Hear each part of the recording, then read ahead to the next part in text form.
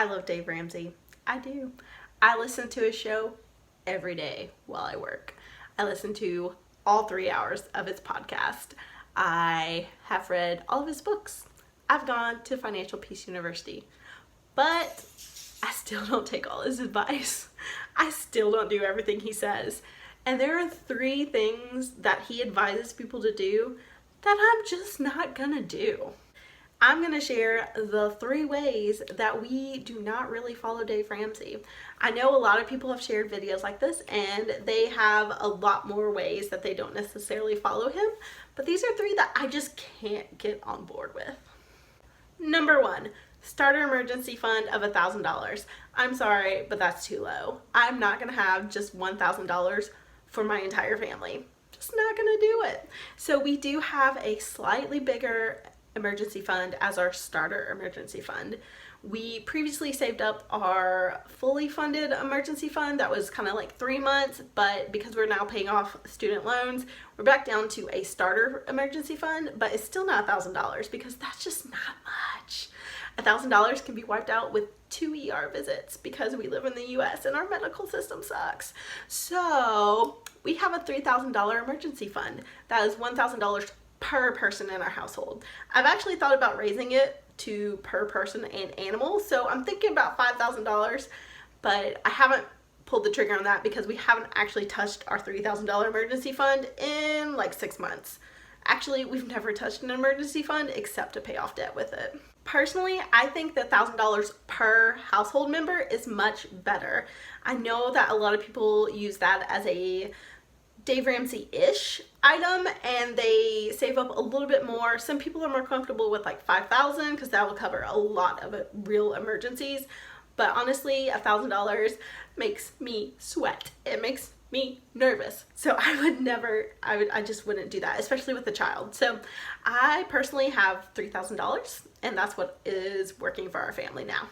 We also have sinking funds set up for a lot of the other potential emergencies that could come up. So like car repairs, we have, I think, $1,300 in there right now. So we have a lot of other sinking funds that could be considered an emergency fund because they're there for unexpected expenses of a certain type. Number 2 way that I cannot get on board with Dave Ramsey, I know, he'll make fun of me for this, and he makes fun of everyone that disagrees with him. That's one of the things that is so entertaining about him.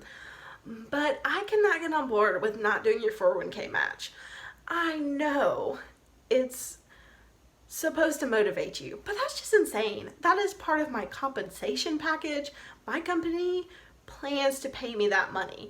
That I get 4% match at work, and there's no way I'm gonna give up 4% of what is my income to pay off debt. It just doesn't make sense at all.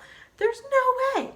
That a lot of people call it free money, but honestly for me, it's part of what they're paying me. It's part of my compensation package. It's part of what they pay me to show up every day at work and do my job.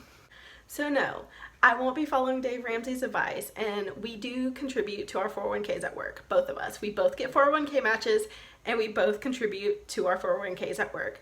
We're not maxing them out or anything, and we're not even doing 15%, but we both are contributing a decent amount to our 401ks at work because 1, we still want to save for retirement, and 2, they give us matches. We're not giving up matches.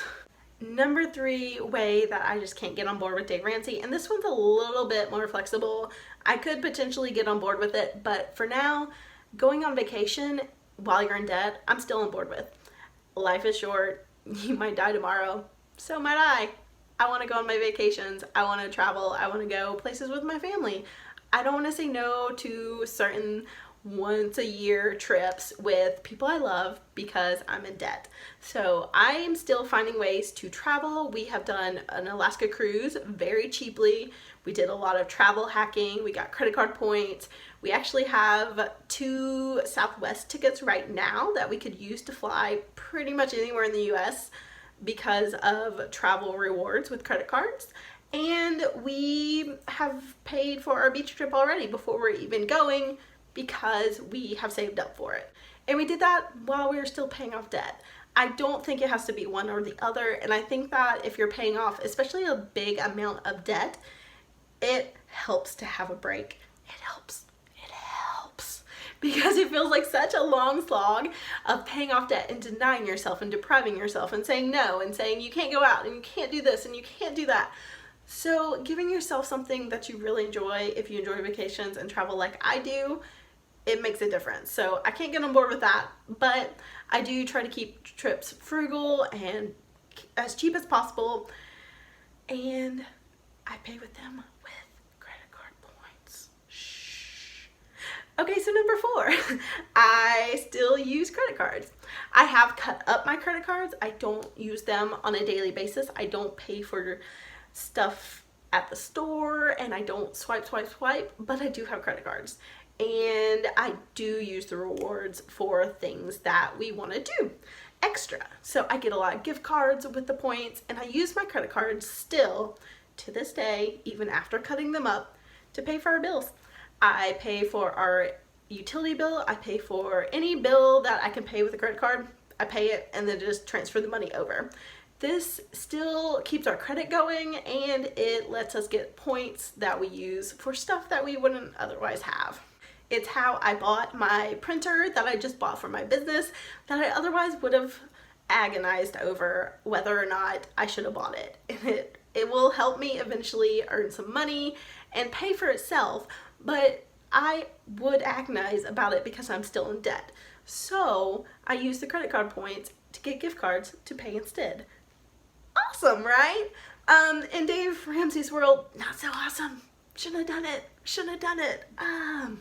So that is one area we disagree. I do think that some people shouldn't have credit cards that live in their pocket that they can swipe all the time, because you can get in big trouble. And honestly, so can we. We are very bad about not always tracking our spending as well as we could. So when we have a credit card, we can sometimes get a little bit spendy and out of control with it. So we don't necessarily need a credit card that we carry around with us all day. We do like cash spending to keep us in check.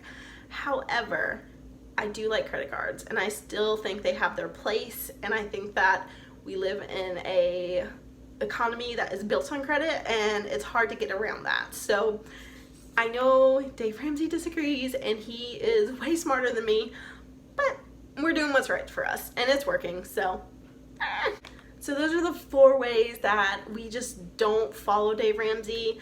We are big fans of him, and he has been very inspiring, but we pull from different financial gurus to make what works for us best. And right now we have found a pretty good system. So those are the 4 ways we don't follow him. Let me know if you follow him exactly, like you're a super Dave Ramsey groupie and you go to Financial Peace and you're gonna go on his cruise and blah blah blah. Cool. Or let me know what you disagree with. Do you know his baby steps? Do you follow them all? Do you think he's right on everything? Let me know.